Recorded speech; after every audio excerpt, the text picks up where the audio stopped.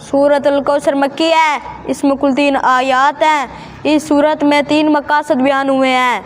Number 1, अल्लाह ताला का आप सल्लल्लाहु अलैहि वसल्लम पर फजल व एहसान कि उसने आप सल्लल्लाहु अलैहि वसल्लम को कौसर अता की।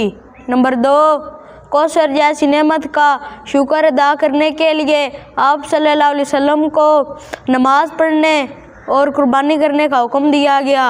नंबर 3, आप सल्लल्लाहु अलैहि वसल्लम को यह बुशारत सुनाई गई कि आपके दुश्मन ज़लील ख्वार होंगे और उनका नामो निशान तक मिट जाएगा। शाबाश। खुलासा सूरतुल काफिरून। सूरतुल काफिरून मक्की है, इसमें कुल 6 आयात हैं। यह सूरत तौहीद और शिर्क, ईमान और कुफ्र और हक़ व बातिल के दरमियान हद फासिल है। जब मुशरिकीन ने सुलह करने की कोशिश की तो आप सल्लल्लाहु अलैहि वसल्लम ने 2 टोक फैसला फरमाया कि तुम्हारे लिए तुम्हारा दीन, मेरे लिए मेरा दीन। माशाअल्लाह।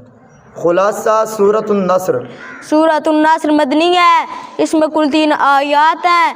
इस सूरत में फ़तह मक्का और लोगों के इस्लाम में फ़ौज दर फ़ौज दाखिल होने का जिक्र है।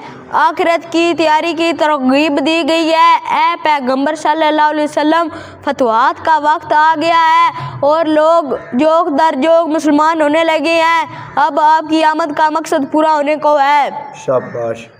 खुलासा सूरतुल लहब।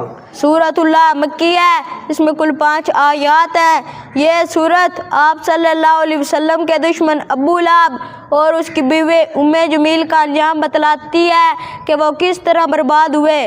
उन्हें अपने माल और औलाद पर बड़ा गुरूर था, लेकिन माल और औलाद उनके कुछ काम ना आ सके और आखिरत में भी वो हमेशा के लिए जन्नत में रहेंगे। माशाअल्लाह। खुलासा सूरतुल इखलास। सूरतुल इखलास मक्की है, इसमें कुल 4 आयात हैं। इस सूरत में मुशरिकीन के बातिल अकायद की तरदीद करके अल्लाह ताला की खालिस तौहीद को बयान किया गया है। वो यकता है, बेनियाज है, इब्नियत और अबूवत की निस्बत से पाक है और उसका कोई हमसर नहीं। माशाअल्लाह। खुलासा सूरतुल फलक। सूरतुल फलक में अल्लाह ताला ने अपनी एक सिफ़त बयान फरमा कर 4 चीज़ों के शर से पनाह मांगने का हुक्म दिया है। नंबर 1, मखलूक के शर से। नंबर 2, अंधेरे के शर से। नंबर 3, फूंके मारने वालियों के शर से जो कि जादू और टोने करती हैं। नंबर 4, हसद के शर से। माशाअल्लाह। खुलासा सूरतुन नास। सूरतुन नास में इंसान की 3 हालतों का तज़किरा है। नंबर 1, लड़कपन। नंबर 2, जवानी। नंबर 3, बुढ़ापा। इस सूरत में ऐसे शुरूर से पनाह तलब करने की हिदायत की जा रही है जो इंसान के बातिन पर असरअंदाज होते हैं और उसके ईमानो ईकान पर यलगार करते हैं। माशाअल्लाह, बहुत अच्छे।